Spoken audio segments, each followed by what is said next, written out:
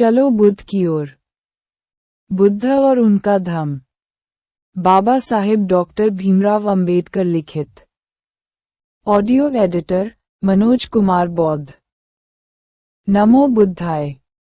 भदंत आनंद कौशल्या को कुछ झुकाकर और विनम्र बनाकर, यहाँ तक कि उसे सद्धर्म के ग्रहण करने का पात्र बनाकर उसने कहा कि लोक गुरु बुद्ध की बुद्धि और उसकी बुद्धि का कोई मुकाबला नहीं। 31 और इस प्रकार अंत में सभी शंकाओं का समाधान होने पर उरुवेल काश्यप ने तथागत के धम्म को स्वीकार किया और उनका अनुयायी हो गया। 32 अपने गुरु के अनुगामी बन काश्यप के सभी शिष्यों ने भी सद्धर्म ग्रहण किया। इस प्रकार काश्यप और उसके सभी शिष्य दीक्षित हो गए। 33 तब उरुवेल काश्यप ने अग्निहोत्र करने के अपने सभी पात्र आदि उठाकर नदी में फेंक दिए, जो जाकर पानी में तैरने लगे।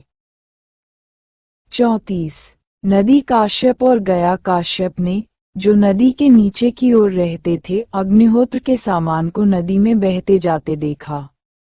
वे बोले, ये सारा सामान हमारे भाई का है। उसने ये सारा सामान फेंक क्यों दिया है? अवश्य ही कोई न कोई असाधारण घटना घटी होगी। वे बहुत अधिक बेचैन हो गए।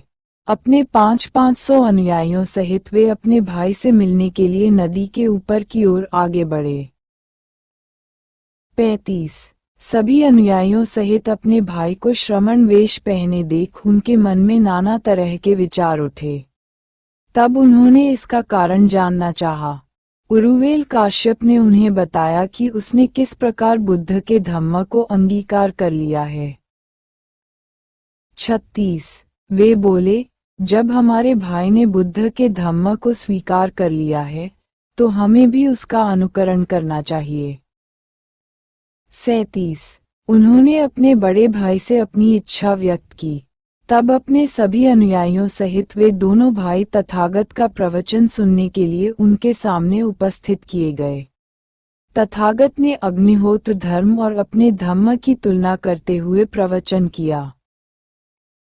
38 उन दोनों भाइयों को उपदेश देते हुए भगवान बुद्ध ने कहा, जिस प्रकार लकड़ी से लकड़ी के रगड़ खाने पर आग पैदा होती है, उसी प्रकार असम्यक विचार जब आपस में रगड़ खाते हैं तो अविद्या का जन्म होता है। 39 काम, क्रोध तथा अविद्या से ही वह अग्नि है जो सभी चीजों को भस्मसात कर देती है और संसार में दुख और शोक का कारण बनती है। 40 लेकिन यदि एक बार आदमी सही रास्ते पर चल सके और काम, क्रोध तथा अविद्या रूपी आग को बुझा सके तो फिर विद्या और पवित्र आचरण जन्म लेते हैं। 41 इसलिए जब एक बार आदमी को अकुशल कर्मों से घृणा हो जाती है तो उससे तृष्णा का क्षय होता है। तृष्णा का क्षय करने से ही आदमी श्रमण बनता है। 42 उन बड़े ऋषियों ने जब ये बुद्ध वचन सुने तो अग्निहोत्र से उनकी सर्वथा उपेक्षा हो गई। उन्होंने भी बुद्ध का शिष्यत्व स्वीकार करने की इच्छा की। 43 काश्यप बंधुओं की दीक्षा भगवान बुद्ध की बड़ी विजय थी, क्योंकि जनता के मन पर उनका बड़ा प्रभाव था।